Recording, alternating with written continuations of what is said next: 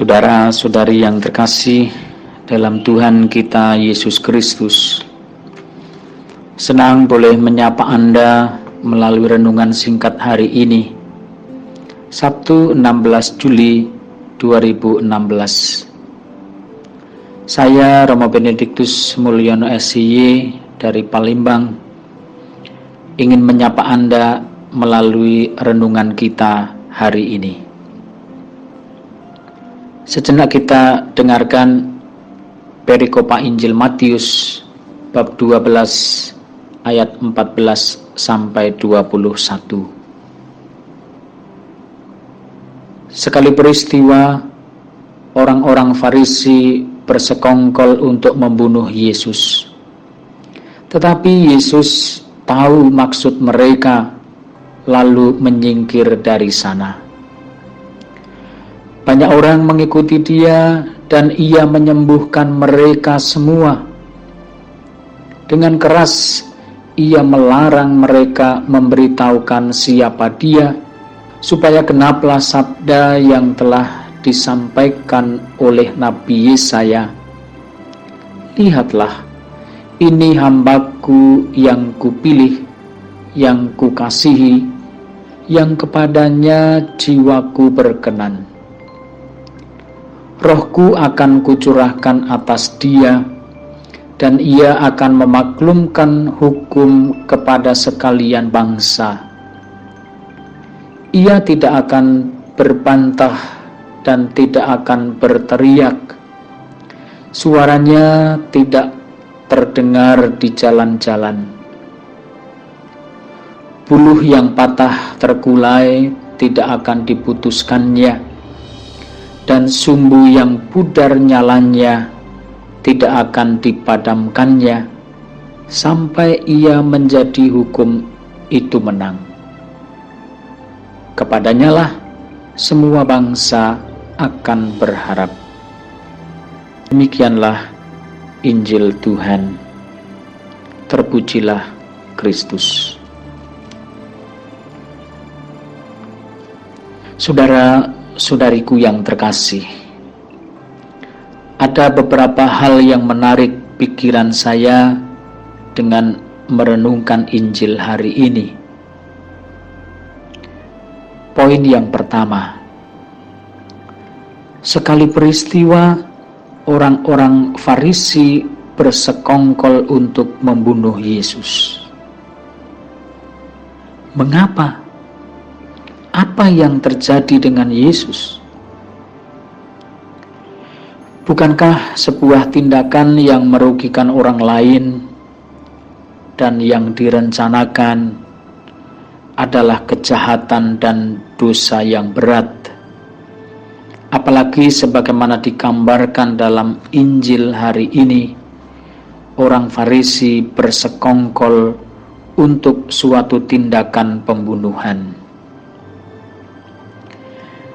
Dalam konteks yang lebih luas, mengapa orang-orang Farisi bersekongkol hendak membunuh Yesus?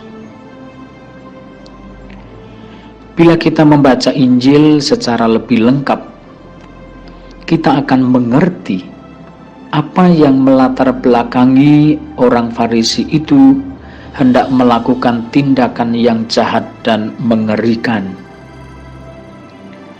Yesus memang sering berkonfrontasi dengan orang-orang Farisi yang sering mengkritik tindakan Yesus dan juga para muridnya ketika Yesus berbuat baik, melakukan mujizat penyembuhan, dan ketika Yesus menyampaikan pengajarannya.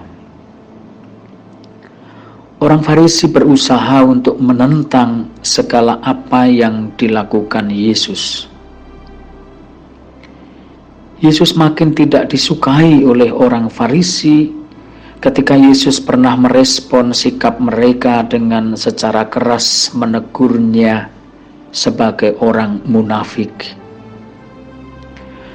Konfrontasi dengan Yesuslah yang membuat orang Farisi ingin membunuhnya. Namun dengan sebuah tindakan kebenaran, tindakan penyelamatan, Yesus tidak mau kompromi. Hidup manusia jauh lebih dihargai oleh Yesus, agar manusia semakin menyadari dirinya sebagai ciptaan yang bermartabat. Setiap orang berhak untuk dihargai, dihormati, dijunjung tinggi harkat martabatnya. Itulah sebabnya Yesus terus melakukan kasih kebaikan bagi yang lemah, miskin, sakit, dan menderita. Saudara-saudariku yang terkasih, poin yang kedua yang hendak saya katakan adalah, karena itulah penginjil Matius mencatat banyak orang mengikuti Yesus dan Yesus menyembuhkan mereka semua. Banyak orang mengikuti Yesus karena menemukan dan mengalami tindakan nyata kasih Allah yang senantiasa berbuat baik bagi siapapun yang percaya kepadanya. Tindakan-tindakan Yesus menggerakkan hati banyak orang untuk semakin dekat dengannya, mengenal lebih dalam, dan akhirnya percaya. Kepercayaan banyak orang kepada Yesus inilah yang kemudian juga menjadi pemicu orang-orang Farisi bersekongkol hendak membunuh Yesus. Sekali lagi, Yesus akan tetap terus berbuat baik. Itulah misi atau tugas utama yang yaitu mengasihi manusia berdosa agar diselamatkannya. Saudara-saudari, yang terakhir dari apa yang menarik perhatian saya dalam Injil hari ini adalah, kepadanya lah semua bangsa akan berharap. Pertanyaan untuk kita bersama, apakah kita juga termasuk orang yang selalu berharap dalam Dia, berharap akan Tuhan?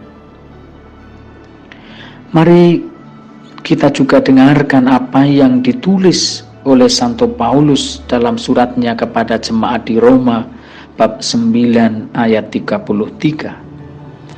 Siapa yang percaya kepadanya tidak akan dipermalukan. Orang yang percaya dan berharap kepada Yesus tidak akan dipermalukan.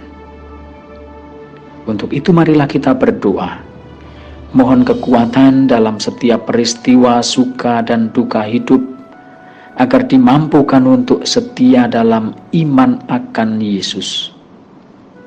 Dan juga kita mohon berkat-Nya, agar hati kita, iman kita semakin terpesona dalam mengikuti Dia, sehingga iman kepercayaan kita semakin teguh, dan kita tidak mendapat malu karena belas kasih Tuhan bagi kita. Tuhan memberkati.